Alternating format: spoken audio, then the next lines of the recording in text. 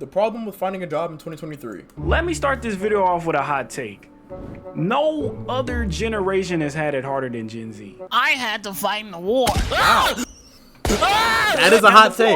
That's a hot take.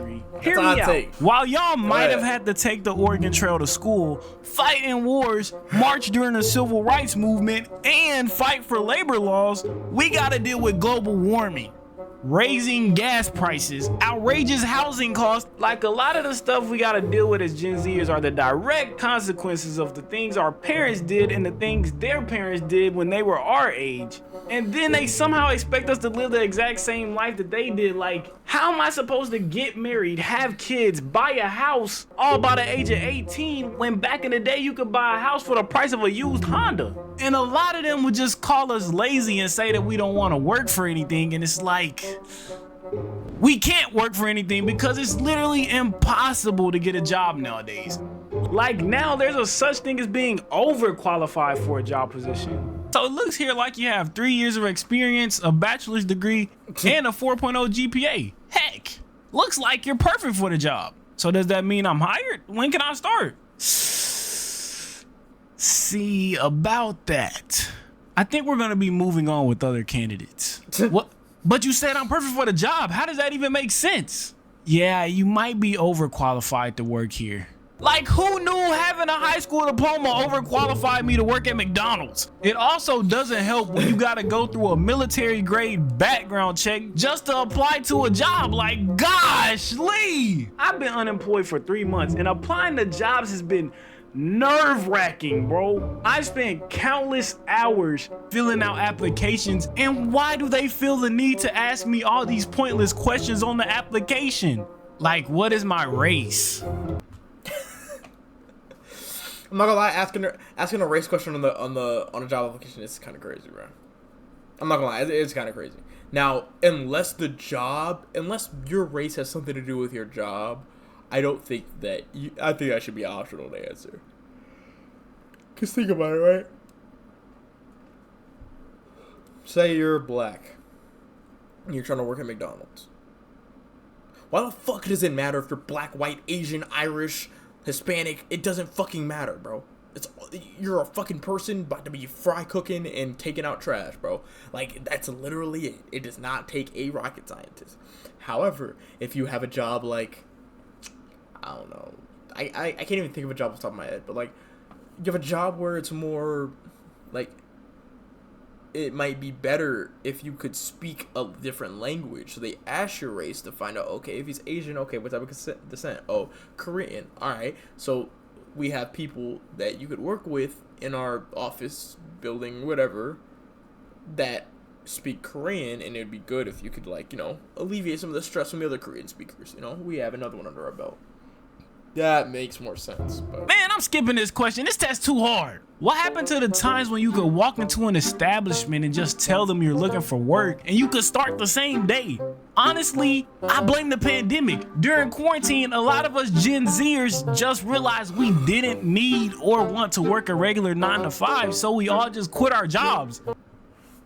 That's kind of facts too, I'm not gonna lie, bro. COVID really kind of opened a lot of people's eyes to, hey, maybe there's a little bit more to life out here than just this damn working shit. You know, it's like dead ass, bro. Cause I literally had like,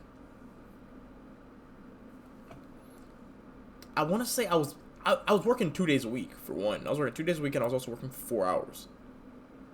Okay, 4 hours for those 2 days each, so 8 hours total. I was working 8 hours a week, getting paid the exact same that I was getting paid when I was working 40 hours a week. 8, my nigga.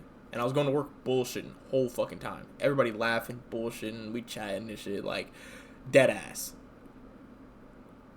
That shit's crazy, bro. Especially y'all scammers and PPP bandits. Boy, y'all was eating.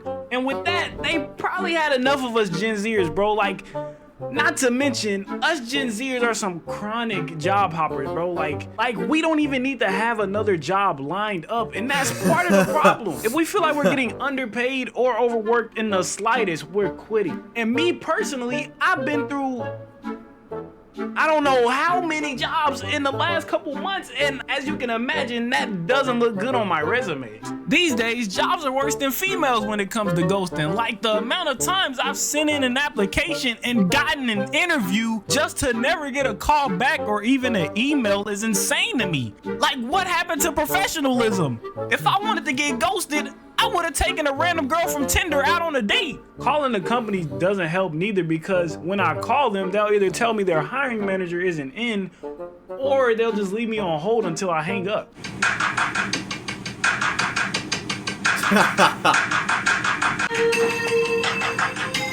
It's really rough out here for us unemployed. Just a couple weeks ago, I had an interview scheduled for a job my homie put me on to. The interview was scheduled for Friday at 3. Early Friday morning, around 8 a.m., I got a phone call from a random number. The call was to set up an interview with another job, literally that same morning, in the next 2 hours. Me being half asleep, I'm a Gen Zer, we don't wake up until 12. I stupidly agreed to the interview and try to go back to sleep, but then it hits me. I already had an interview scheduled for 3 the same day, which, not gonna lie, was a way better paying job, and I was gonna have to wake up right then if I wanted to make it to the interview on time. Keep in mind, I'm running off 3 hours of sleep because I stayed up late binge watching shows with my girl. So if I show up to this interview tired, it's basically self-sabotage, because nothing screams professional more than a groggy-eyed, unprepared, misgroomed African-American male at 10 a.m. At this point, all the odds are against me, so I figured, why not call back and reschedule the interview for another day so I can be more prepared and actually have a chance at getting the job. So I called back. Hello, we just recently spoke on the phone about an interview. I was wondering if we could reschedule. So when are you gonna be free to interview? I should have known something was off by his attitude when I called to reschedule, and I get it. My fault for trying to reschedule the interview so I could be more professional. I decided to give him the benefit of the doubt. Figured maybe he was having a rough morning, and I set the interview up for the following Monday at the same time. Come Monday, I wake up just feeling off about the whole situation. It's early, I'm wondering if I should go based on how he sounded on the phone. Why that nigga buttered up in like a box, bro? Why he sleeping so tight? It's early. I decided once again, I'm gonna give him the benefit of the doubt and at least try to give off some sort of professional vibe. I arrive at the job. It's this local grocery store. Not gonna lie, I don't even remember the position I applied for. I walk in, tell the customer service desk I'm here for an interview, and she tells me the store manager is on a conference call and that it's going to be a short wait, and tells me to wait in the break room. Now I'm waiting in there for what seemed like 25 to 30 minutes, and now I'm having second thoughts. Like, you're giving me too much time to rethink my decision. I've been to an interview like this before where I had to wait and it didn't turn out good. I'm just getting bad vibes all around about this interview, and it hasn't even started yet. I make up in my mind that I'm about to leave, and the store manager finally walks in. Immediately, a ton of red flags went off in my head, because first, he had the clean baldy. He could have given Morris Chestnut a run for his money. Second, he didn't shake my hand or even introduce himself, so it's already a lack of respect. Damn. And third, what I'm about to tell you definitely set the course for the rest of the interview. Soon as I sit down, the first question he asked me is, so why couldn't you make it to the interview on Friday? Oh, something came up. Well, yeah, but I kind of just want to know what happened. Oh, yeah, it was... You had another job interview, bro. That's a quick one. Like, oh, I had another job interview. I didn't check my schedule, you know what I'm saying? Blah, blah, blah. After I checked it, then I asked you, you know what I'm saying? That way I could be more prepared for that interview as well as this one too, you know what I'm saying? Was something with my grandmother. And by the look on his face, I already knew it was over. This man didn't believe me in the slightest. And I mean, that shit. What was I supposed to say? Yeah, I couldn't come Friday because I was too tired? It's his fault. He set me up to lie to him. He then follows up by asking me questions about my resume, the normal job interview questions you would get during an interview. Yeah. The thing is, I lied on my resume. I've literally had 4 jobs in the last year, so I know that wouldn't look good on my part. So I made it look like I've only been at 3 jobs for 2+ years each. Look, drastic times calls for drastic measures. He spots that I worked for one of their partner stores back when I first started working. So he asked me, I see that you worked for one of our partner stores before for just about 2 years and 8 months. Yes, sir. Can you give me the time? Oh, you want the time? It's around 10:45. No, like the time frame from when you worked there. Oh, like the exact dates? Yes. Who is going to remember the exact dates they worked somewhere from years ago? That is true. Not to mention, the dates are on the resume, and he was looking right at it. I really feel like he was trying to lie Yagami me to catch me in a lie again. He was. I try my hardest to remember the dates I put down on my resume and give him a general ballpark answer, and then he follows up by asking me, are you still at Lowe's? Oh, yes, sir. Man, I quit Lowe's months ago. At this point, I've already told him 2 to 3 lies. Might as well just ride the train all the way to the next stop. He then asked me how much I'm getting paid, to which I reply, oh, I was getting paid $14.50. You said was. Are you still at Lowe's or not? And that's when I knew it was rap. Fuck, he checkmated that nigga. Oh, fuck. He said I was getting paid $14.50. Yo. Lowe's was getting $14.50. Was? I'm getting $14.50.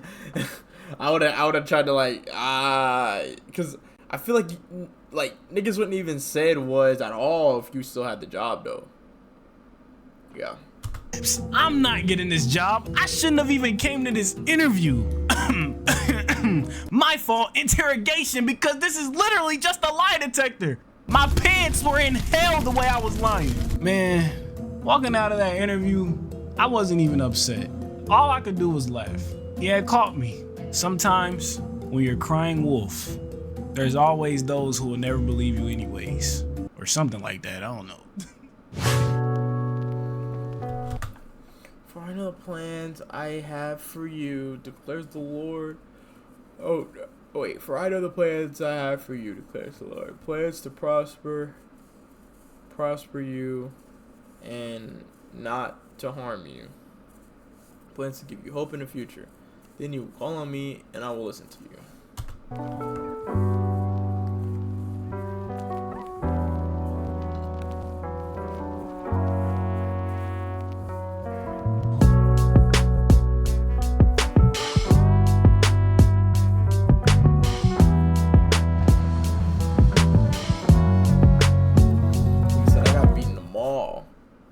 This is a good ass video, bro. I ain't gonna lie, bro. This nigga's funny, bro. This nigga's actually funny, bro. Okay, I said actually fuck. The nigga that said that on my fucking comment section too, bro. I was like, yeah. Buy a house at the age of 18. I'm weak. Not sure that was a drug or being serious. That shit had me rolling, bro. It's just like his little like his pauses. Like he knows how to like, you know what I'm saying? He's an actual funny dude, bro. Oh, facts, bro.